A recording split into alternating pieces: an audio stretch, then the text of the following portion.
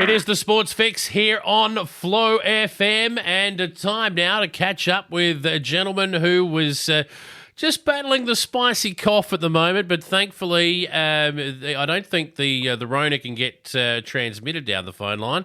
I hope not. Anyway, maybe I should be wearing a mask. G'day, Lachie. How are you? Good, thanks. Good, thanks, Jace. Yourself? I'm going all right, but how I'm going is not the issue. You're holding up okay with the spicy cough? Yeah, going not too bad. So, our third day into it, so just got the bit of a sore throat, but we'll get through this tonight. Well, we'll see how we go, but let's talk about speedway action from last weekend. First of all, we had nights 1 and 2, of course, of the 59th Australian Sprint Car Titles.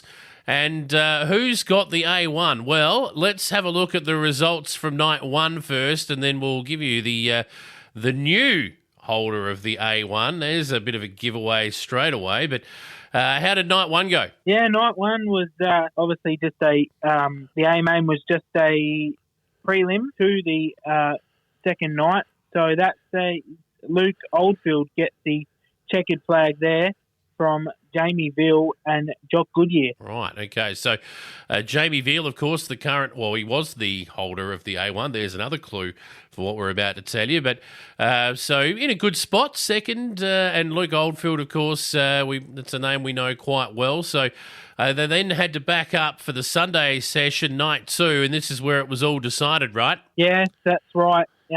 Night 2 of the title up there at Archerfield. Was an interesting start to the night up there. Bit of cloud around, but glad to get this one in, I reckon, for the last ever title up there, I've heard. Right, wow, okay. So night 2, and the winner here was going to get the A1. Jamie Veal's had it for, a couple of years through COVID, as we've spoken about on this program before. And to be honest, he didn't do a lot wrong on night 1 or night 2. But he's lost the A1, right? Yeah, that's it. And I'll just talk about the A-main just a little bit. Lachie McHugh led most of it until he hit the wall and rolled over. And with 3 laps to go, mind you. Marcus Dumsney passed Veal with 3 laps to go. So that was good. Marcus was starting off pole pretty much after the restart, and it was a red flag, so he had to think about it and got the job done in the end from Veal and Goodyear. Jock Goodyear, back-to-back podiums there, night 1 and night 2, but Jamie Veal obviously on the podium both nights as well, and Marcus Dumsney sneaking through there and is now the A1 title holder, right? That's it. He did come second to Veal when Veal won it not last year, not the year before, that year. So definitely a good drive from Marcus. He's been stepping up there. Last week he come second to Jamie Veal in the New South Wales title. All right, so was running with the N47 on the car. Not anymore. He'll be the A1 for at least the next 12 months, I guess. Yeah, that's it. He'll take that 47 car number off and put the A1, but it won't happen this season because he said on an interview that was his last race in Australia for this season. Right, okay, so he'll be heading off over to the United States, I'd imagine. Yeah, that's correct, Jace. Over to the States to do a couple months of racing over there. Then he'll come back, regroup, and put that A1 on the tail tank. All right.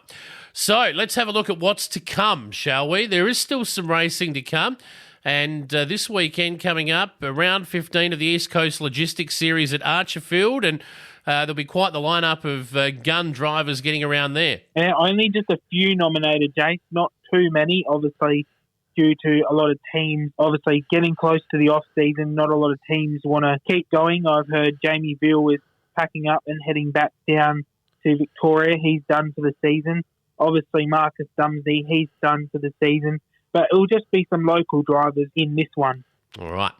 What about to come? So there's still some racing throughout May. We get Eastern Creek Speedway. They'll be going on May 14. Yeah, that's it, Jason. Just some more racing at Eastern Creek just to, obviously, because they started late in the season with their new track. So they just want to get a few more races in just before the end of the season so they can kick it off next year.